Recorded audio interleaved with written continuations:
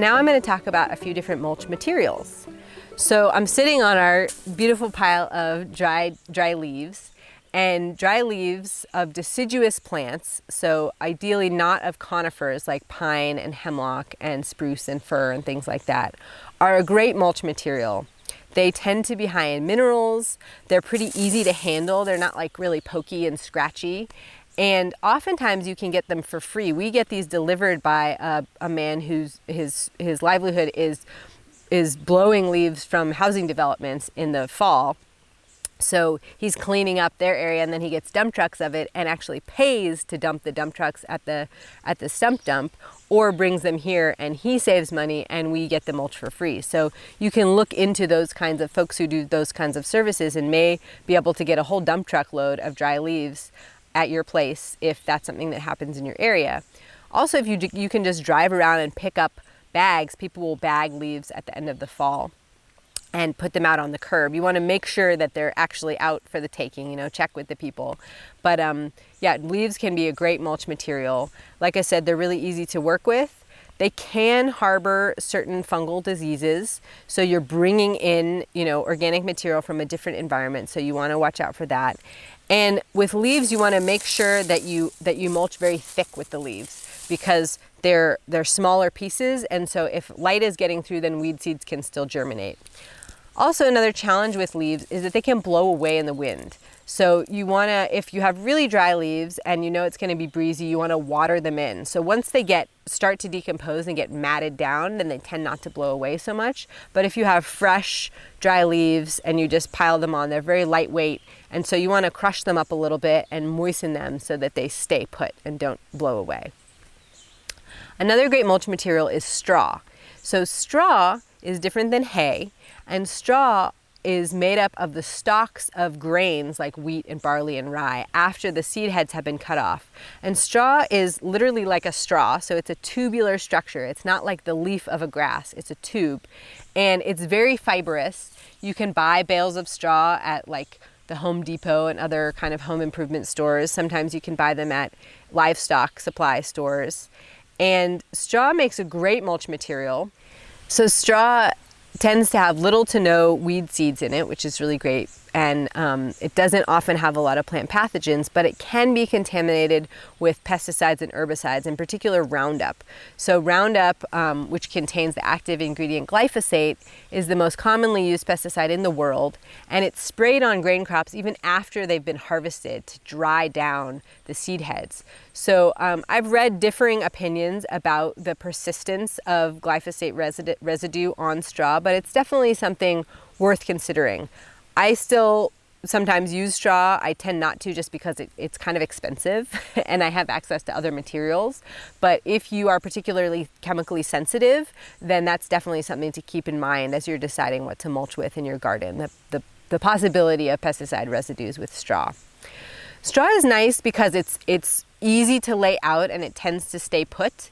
And it's easy to get a really nice thick layer of it because it's hollow. It's those hollow stalks, and so you can pile it up, and it gets that nice thickness without matting too much, but it's heavy enough to stay down. So straw can be a great material. It's very, very high in carbon, so it doesn't tend to break down very quickly, and it's pretty accessible. So if you have access to a car, no matter where you are, you probably have access to straw. Another material similar to straw is hay. So like I said, there's a bale of hay right behind me that we got, an old bale that got rained on and is moldy. So hay is different than straw in that hay is a variety of plants, mostly grasses, that are harvested before they make their seed heads. So it's leaves. It's basically dried leaves and some stalks, but more leaves than straw.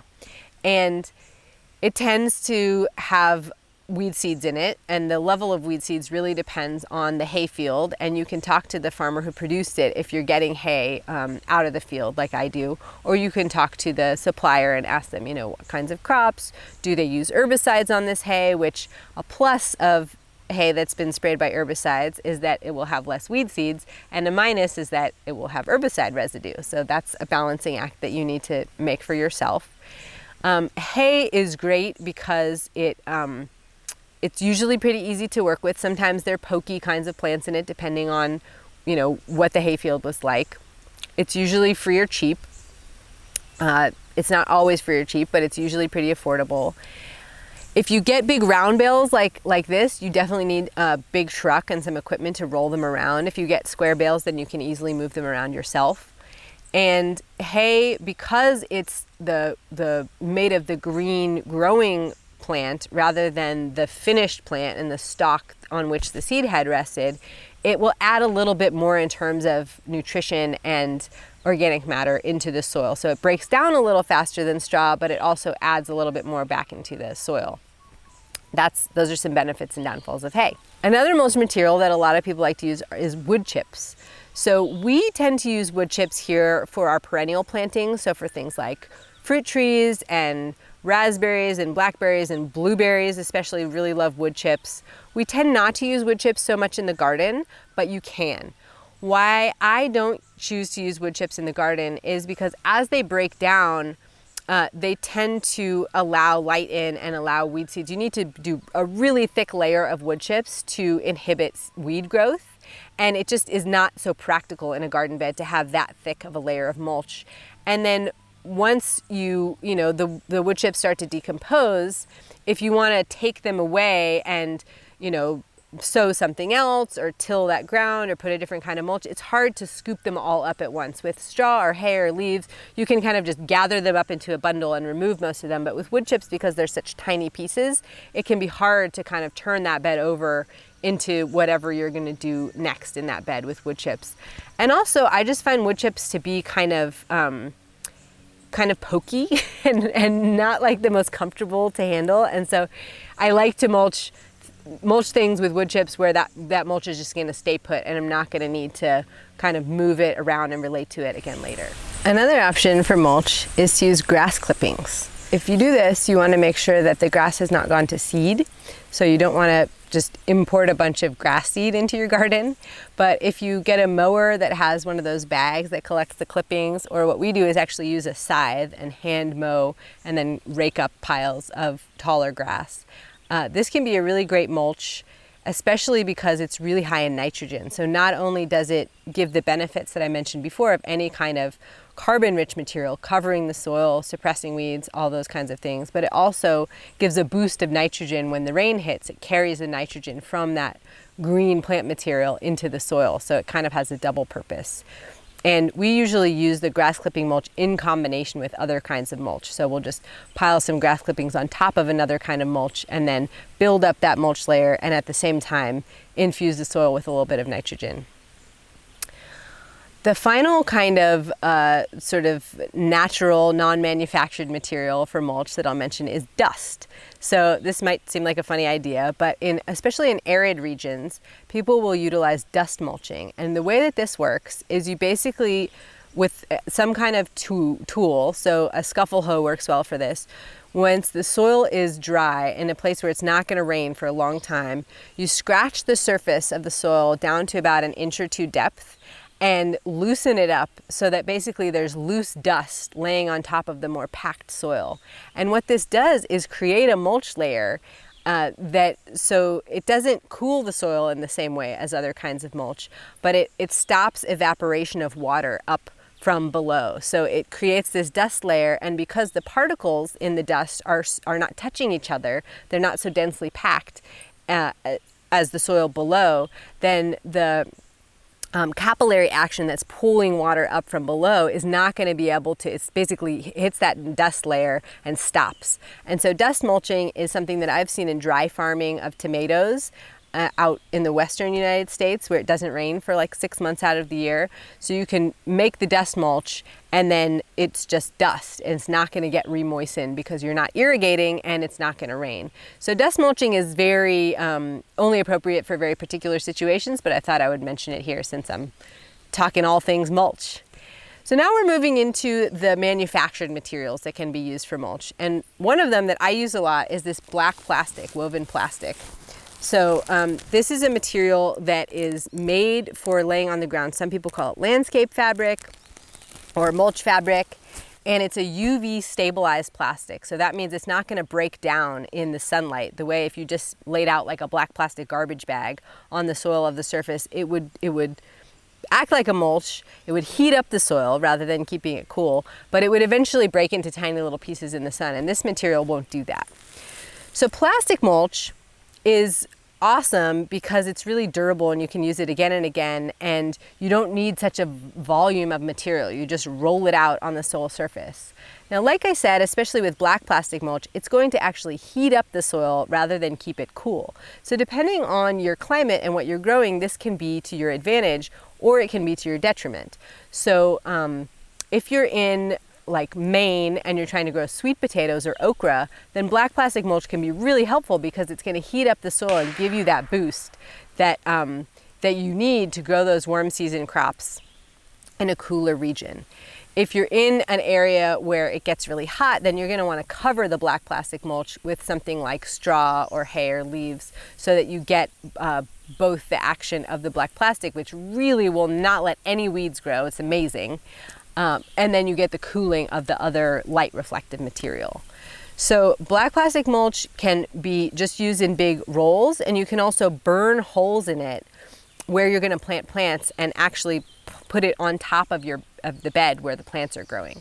So there's lots of different ways to use black plastic mulch, and there are also disposable versions. So this kind that we use is reusable, and we use it again and again. We have friends who have this material who've been using it for 15 years, which makes me feel a little bit better about using plastic on the farm, which I tend to kind of shy away from or try to create management strategies that don't rely on plastic. But especially on commercial farms, or you may find this in your home gardening situation, there are disposable plastic mulches that are just made to be used 1 year and then ripped up and thrown away. If that's what's accessible to you financially and makes sense for your gardening, then go ahead and use that. But I definitely give my vote of approval for this reusable stuff. And it's not super cheap, but again, it'll be reusable year after year. Another material that you can get is paper mulch. So this is basically rolls of brown paper. Some of them will already have holes in them at particular spacing where you're going to be just putting transplants in or sowing seeds in, and some are just big giant pieces of paper and you can cut the holes. Or if you're mulching an area that you're just getting ready for planting, then you wouldn't cut any holes. Paper mulch, I meant to mention about the plastic mulch, this woven material actually lets water in. So it doesn't stop water from coming into the soil, whereas impervious plastic, so those disposable versions are just basically like a sheet of plastic and water can't get in. So if you're in a dry area, that may be to your detriment. With paper mulch and also with cardboard, which I'll mention in a second, they do let in a little bit of water, but they shed a lot of water too. And so that's something to consider if you are dealing with drainage issues, or if you're growing a crop that needs a lot of water and you're not irrigating with something like drip lines underneath the mulch, then you may not want to use this kind of mulch, or you may want to irrigate really intentionally in those planting holes around the mulch, because with paper mulch, it will end up letting some water in, once it becomes saturated, but it will shed water at first. So paper mulch is nice because it's biodegradable. So it's not like the disposable plastic mulches that you're going to throw away at the end of the year. You can just leave it on the soil and it'll, break down into the soil, into organic matter, or you can pull it up and put it in the compost pile rather than putting it in the trash. It's pretty much a 1 year kind of thing. I've known people to get 2 seasons out of it, especially if they cover it with another material, but it's thin paper. And so it's something you're gonna have to buy again and again, year after year. Cardboard is kind of a paper plus in a way. It's obviously thicker than paper, and it really doesn't let a lot of moisture in. So that's something to consider if you're gonna use cardboard. Cardboard is great because it will really suppress weeds. It will get you set up. So you see me using cardboard in the online gardening school with one method for starting a garden from grass. You could use paper for this too. It really creates this impervious layer to begin with.